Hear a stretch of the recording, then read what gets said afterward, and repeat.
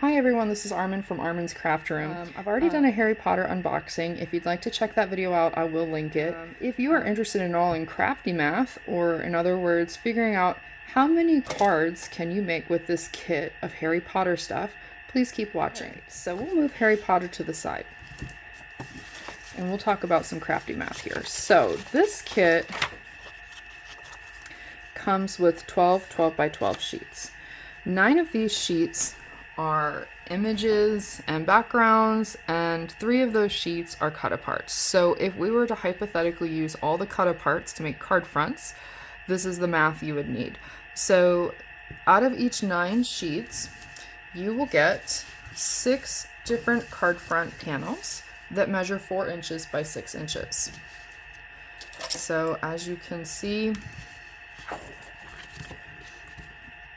you would have 4, here would be 1 cut, 8 would be another cut. So you would be cutting here and here to get 3 strips, and as it's a 12-inch paper, cutting it at 6 inches would cut it in half.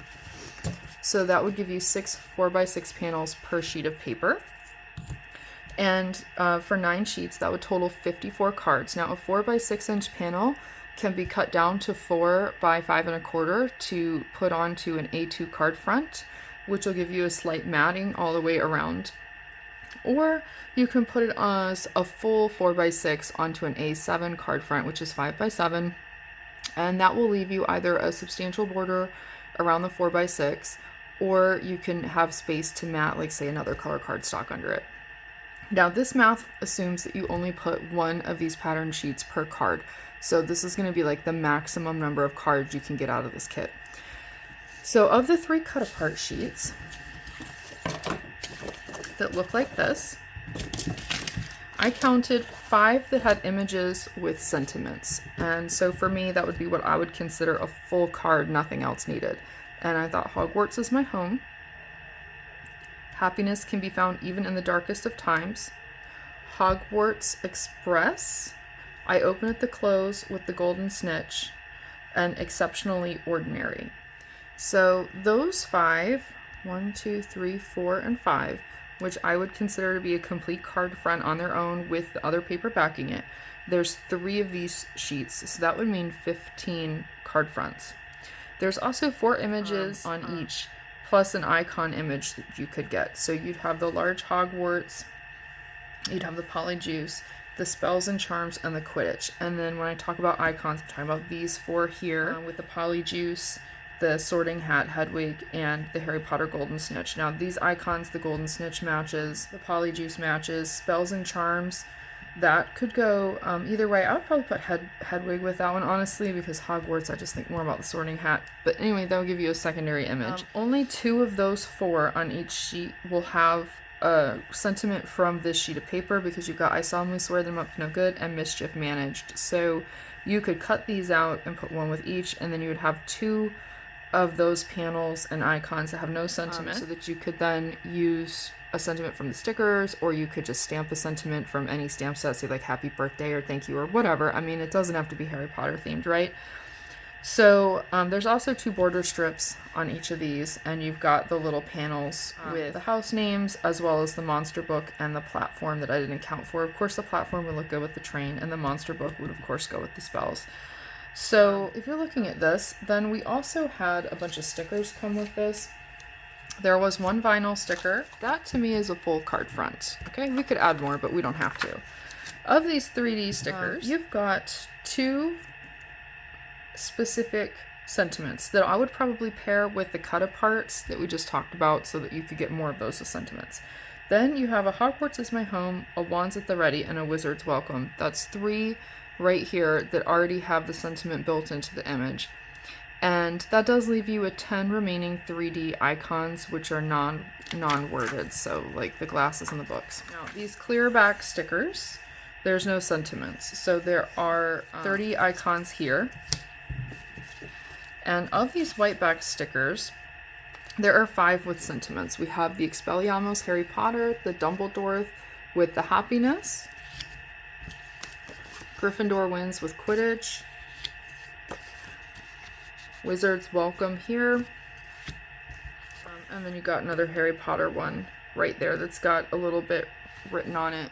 And then of the rest here, you have 70 assorted icons, and then there's of course some assorted washi strips, which I didn't account for in the math because they're decorative. Also the washi rolls, which are decorative. So if you want to figure out how many full cards you can get out of this before you have to open up any kind of stamp set or purchase any additional materials, which I don't think you'll need to do, you can go ahead and look at it like this. There are 54 panels that are 4x6 available here, so you can make A2 or A7 card fronts with that. 15 of those will have a cut apart image that already has the sentiment built in, such as this Phoenix one. 6 of those 54 cards will have a cut apart image that includes a small icon from the cut apart page and one of the sentiments from the cut apart page. 2 of those will have one cut apart image, one cut apart icon, and one sticker sentiment from the 3D package. There'll be one card made with the vinyl sticker. You'll have 3 cards that have the 3D sticker with the 3D sentiment, and then you'll have the 5 cards that their sentiment and main image are going to be together. So you can map these smaller ones like this with some solid color paper to make them larger, and I would definitely do the A2. I wouldn't put this on a 5x7. And so if you were to do that, you would have 110 additional icon stickers across the board. That would give you 32 complete cards, so the panel backing, the image, and the sentiment. And it would give you 22 card fronts that had panels with 5 icon stickers each that would need sentiments probably from a stamp set or print them out from online, something like that. And it would also allow you the 6 border strips and all the border stickers and the washi tape to decorate like the inside or maybe make extra decorations on the outside. So I would think at maximum you could get up to 54 US A2 4¼ by 5½ cards, or A7 5x7 cards, or a combination of either of the 2 card sizes that make a total of 54.